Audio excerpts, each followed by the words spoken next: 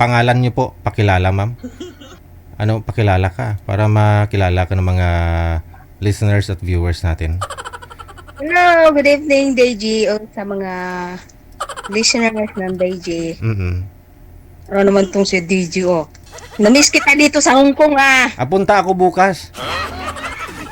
Hindi pupunta ka, di lalabas ako. Wow, sana all. Sa linggo pala, sa linggo. Pa-shoutout lang. Oo. Pa-shoutout lang ako. Namimiss ko yung ano eh. Tika lang. Kasi Namimiss ko lang yung shoot ako. Parang ano ah. tika lang, may chismis ako, no? Gusto ko muna maliwanagan. Kasi nga, Ano yon? na kasal na si Madam Mirna, no? Okay, congratulations. Nasa Palawan daw sila ngayon ng hobby niya. Oo, kasi babalik na rin naman siya sa ano. So hindi naman ho tago, no? Halos alam naman ng lahat na si Madam Mirna dati pong naging girlfriend ni Sir Rino, Rino na Yes, I know. na boyfriend Yes, I mo know. ngayon, no? Boyfriend mo siya Okay. ngayon. Dito po kayo Okay. nagkakilala sa programa natin. Now, Thank you so much.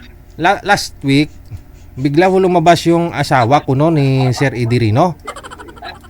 Yun nga, nagalit din sa akin yun eh. Yung Kasi napanood ko lang yun. Sabi ko, tingnan mo yung Deji. Kasi yun na-mention yung ex niya. Actually, is annulment na po sila. annulled na sila. Bakit pa daw rumampa doon yung asawa niya? Eh, wala naman daw sila. Oo. Eh, sabi ko, di ayusin nyo yung ano nyo kung talagang annulment kayo. Ah? Eh, hindi naman ako nangingialam sa buhay nyo kung talagang ano. Kaya nga, inano ko lang yung buhay niya kung talagang totoo. Eh, sabi niya, wala naman daw pakialam sa kanya dahil annulment na nga daw sila. Kasi ang sabi po ng girl dito na nagpakilalang asawa pa daw niya si Sir Eddie. Kasi hindi pa daw sila annulled. Oo. Annulled na po. Yun nga. Tinatawagan nga ako ni Eddie that time. Manager? Sabi ko, tingnan mo yung... Oo, kasi may pinasa sa amin dito na ano, si Numar. Saka marriage contract. Wala naman akong ano doon kasi nga yun yung inano ko lang kay Ide kung Oo. totoo o hindi. Oo. Sabi nga ngitakalit nga sa akin, wag mo nang pakialaman yun dahil wala na nga daw sila. Bakit daw rumarampa daw yung asawa niya? Eh wala naman. Mayroon na nga daw silang papel na annulment nga daw. Pipirmahan na lang daw ni Ide pag uwi namin. Sorry ha. Okay. No process. Kina-process pa lang pala, hindi pa na pirmahan ni Sir Eddie. Oh, process. Kasi nga nasa ano pa siya, sa US pa siya. Hindi pa kasi nakauwi. So ibig sabihin pag umuwi na kami, doon siya magpipirma. So hindi pa annulled pala. Hindi pa talaga annulled. Hindi pa no? talaga.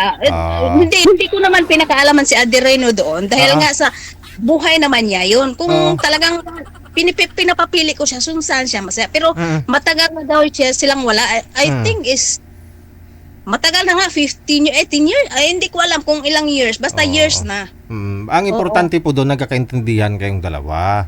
No? Ay, oo naman. Kasi pinapakita naman niya sa akin na ano, Yung ano? Hindi ko alam kung pupunta siya. I'm not sure. Hindi ko mag-assume kung pupunta talaga. Anong Basta ang pinapakita? sinabi lang sa akin is pupunta siya dito. Pinapakita niya. Pinapakita niya na mahal ka. Hindi din ako kung kasi sabi nga niya, hindi pa niya, pinapakita yung mahal niya ako dahil hindi pa nga kami nagkita in personal. Same way, pareho sa akin, hindi pa kami nagkita, so hindi pa totally as in nagkaintindihan kami, pero nag-usap na kami na about sa future namin sa dalawa. So ano usapan Kung niyo sa... nakita niya sa asawa niya ngayon, sana naman wag niya yung disturb. Hindi naman ako nangingialam sa buhay ni Ide. Actually, sabi ko, sa kanya naman yun. Kung saan siya pipili, kung saan siya masaya. Hindi ko rin ipipilit yung sarili ko kung saan siya. Basta ang sabi niya is annulment na kayo, wag nang pakialaman yung buhay niya. Yun naman Ganun talaga. lang yun. Yun naman talaga dapat kasi wag na pakialaman kasi ipipirma na nga pag-uwi. Kailan pa ako kayo uwi dito sa Pilipinas? Hindi ko na sasabihin, pupunta na lang ako sa'yo. May pasalubong ako sa'yo Baka tsokolito yan, nag-blood din ako. Hindi ako chocolate. Grabe naman siya. Chocolate parang bata. Hindi ko na-miss kita dito, DJ. Punta ka naman dito kasi pupunta yata siya dito. I'm not sure. Hindi ko pa kasi pupunta nga. May usapan na kami na pupunta kami dito. Punta kami ng Hong Kong sa December Hindi ko sa uuwi Oo nga. Pa? Nandito siya. Sino si? Idi. Sa December? Hindi siya pupunta ng December eh. Nagtatrabaho pa eh. Yun lang. December kami pupunta eh. Naul. Huwag naman December. Sige, bibigyan na lang kita ng ano mo. Dito, okay lang dito. Yung mga basher ko, Oh. ano na lang, yung May wag ba- na lang kayong mag-bash kasi may- hindi niyo alam yung pinag-usapan namin ni Ede. May At basher saka ka po ba? Wala ka naman yatang basher. Marami nababasa ko eh. Pero yung mga bash nyo, Oh. tinatanggap ko yun kasi Oo. alam mo naman, Mm. pag tumatanggap ka ng ano na hindi mo alam, Mm-mm.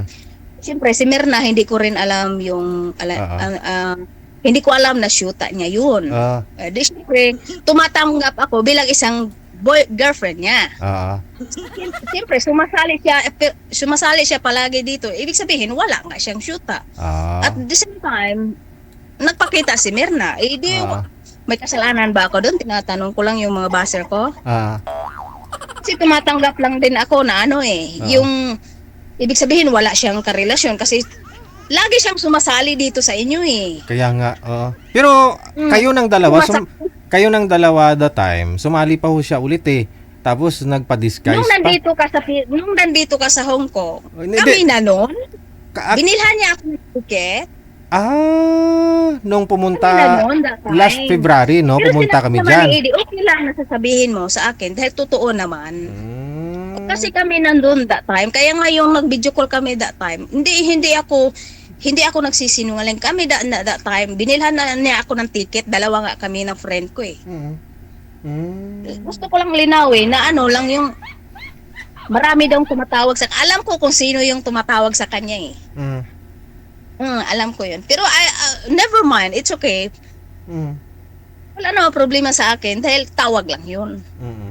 Marami nagkakagusto sa kanya kasi alam po ng mga babae na dinodonate niya Alam ko yun. dinodonate Pero, niya lang ho yung sperm niya doon sa US. wala nga siyang anak, may sperm pa niyang nalalaman. Diyos ko, Mariose. Ay, di ba, wag ka mag-alala. Gawa na lang ho kayo kung magkita na kayong dalawa. Ay magawa talaga kami, DJ. Thank Wow. you sa programa mo pala na nakita Hindi, ko siya dito. sa- Hopefully na Saan mo po ba talaga nakilala si Edirino? Saan niyo po nakita sa comment section? Nasa comment section kami. Dahil nag-message siya doon time eh. Nung sabi ko, pamain ako kay Sir. Pamain ako kay Sir AD. Tapos nag-message siya sa akin. Yun, yung tuluyan na kaming nag-message kami that time. Pero lingid sa kaalaman mo, sila na po pala ni Madam, sila na pala the time ni Madam Merna. At nung pumunta ako dyan sa Hong Kong last February, nung pinakita mo sa akin yung cellphone, nakabidyo call mo si Sir Edirino, after, nung umuwi na ako dito sa Pilipinas, sinabi ko po sa live ng pabiro na may girlfriend na pala si Sir Edio sa may Hong Kong the time na ikaw po yun. No? Biro lang naman ho sa akin, hindi ko alam kung friend po ba kayo o ano. Hindi ko rin alam eh. Kaya nga sinabi ko kay Eddie, sorry, kasi nasaktan din ako kay Mirna about that time. Kasi syempre babae din ako, nasasaktan din ako. Pag ginagawa mo yun sa akin, nasasaktan din ako, di ba? At ako din yung babae na nasasaktan din na wala naman kung kaalam-alam na ginawa niya pala na may shoot. Pero sabi niya sa akin, wala na daw sila. Pero inamin po kasi ni Madam Mirna. Pero wag na natin pahabain pa kasi nga si Madam Mirna that time nung hiniwalayan siya ni Edirino ng live. May nakausap na siya, 'di ba? After si Sir Joey po 'yon. Tapos nagpakasal po sila nung 2 weeks ago na. No, nagpakasal sila. So, yun na ho siguro, no? Si Madam Mirna at saka si Sir Joey. May sarili na silang buhay, no? Kaya nga, wala namang problema yun. Okay lang yun. Ngayon po sa inyo, kasi nga marami pong hindi nakakaalam tungkol po sa inyo, no, sa kwento ninyo. Ngayon alam na rin ng iba, no? Kaya flashback lang natin. Pero last week po kasi nagparamdam po yung ex kuno ni Sir Edirino na hindi pa naman pala sila totally hiwalay kasi pipirma pa pala si Sir. No? So maliwanag na ho para sa atin, para po doon sumusunod sa mga sa issue ninyo, no? At nung nagwalwal ako last week, no, doon sa asawa ni Sir Edirino, no? Confirm, hindi po pala sila hiwalay. Maghihiwalay pa lang. Wala na mga years na talaga, mga 15 years or 13 years, ganun, 14 years, ganun na po. Pero hindi kasi pa umuwi si Ede. Kaya nga hindi niya napirmahan yung annulment. So, ibig sabihin, pag uwi daw niya, pipirmahan na kasi may attorney na nga po siya. Patihain man o pataubin, kasal pa rin talaga sila sa papel, no? Pero hiwalay na, no? Ang sabi. Yung pinaano ko lang kay Ede is kung saan siya masaya. Wala namang problema sa akin, sir eh.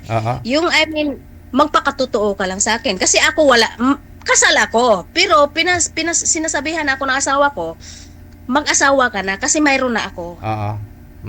Kasi mayroon na ho siya, no? Kung gustuhin ko mag-annul sa namin, kung gustuhin namin ni Ede. Pero si Ede kasi ayaw na niyang magpakasal talaga. So kung depende na lang sa amin yan, sa pagsasama namin dalawa. Basta nagkakaintindihan kayo. Lahat ng mga buzzer dyan, hindi nyo alam kung anong pinagdadaanan namin ni Ede. So thank you na lang sa inyo sa pagbabahas nyo dahil hindi nyo alam yung pinag-usapan namin ni Ede rin. At pasensya na rin dyan kay Merna. Congratulations na rin. Kasi hindi ko rin naman alam na ganyan ay yung mangyayari. Pinagalitan ko nga si Ede. No hard feeling din naman, no? Okay naman, nag-usap kami heart to heart ni Madam Merna. Bago nga sila magpakasal, bago namin sila hinatid doon sa judge, kinausap ko sila isa-isa ni Sir Joey. Habang nasa sasakyan, kasi sa amin sila sumakay, no, sa akin. Sinundo namin sila doon sa hotel papunta ng kasal nila, no? Ay nag-uusap-usap kami doon sa sasakyan. Masaya na silang dalawa, no? Kaya nga nagpakasal, no? Yes, I know. Now, sa inyo naman ho ni Sir Eddie rin, no? Good luck, no? Good luck. Okay na po, may pag-usapan naman po kami. At saka sa asawa niya, kung nandyan man nakikinig siya, kung ano lang niya, yung ibig sabihin, may papilis na talaga sila na pipirmahan na lang. Ayoko rin naman manggulo kung saan si Eddie masaya doon siya. Hindi ko ipipilit yung sarili ko kung saan siya masaya. Pero yun lang ang maano ko kay Eddie is binahal ko naman talaga siya, yes. Dahil matanda na rin si Eddie, kaya kong alagaan siya. Doon ako po. Okay. Kaya na. Alagaan mo. Okay, sige. Natural, kasi mas matanda, 10 years. 10 years gap namin eh. Dahil para ko na rin siyang tatay, parang gano'n na ba? Yung ayaw kong naawa ko sa tao. Actually, may ano ako dati is 62 years old na nga eh. Pero nasa asawa eh. Pero bumigay ako. Dahil ayaw ko sa ganun. Yung nakita ko si Ede is okay naman kami, nag-uusap naman kami. Sabi ko nga sa kanya is linawin mo. Kasi anytime ako pwede naman. Hopefully na mag-work Okay. it. Sige, ha? Sino ang Shout out na lang ako kay Sir Ed. Si Ede talaga kasi wala nang signal ngayon kasi yung parang bukid na yung tinatrabahoan niya. Yung nag-caregiver siya. So shout out na lang, pakisabi kay DJ na hindi totoo yung sinasabi ng hindi ko rin alam. Hindi rin ako nangingialam diyan sa buhay niya. Okay. Depende na lang sa kanya yan. So pa-shout out na rin sa anak ko. This coming yung board exam niya, hopefully na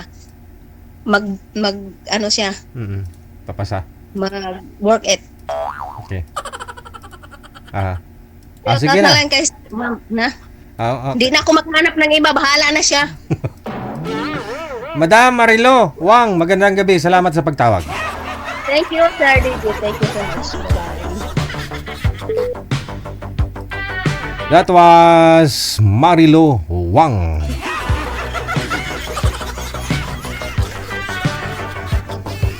Pangalan niya si Lovely Lorey, ha?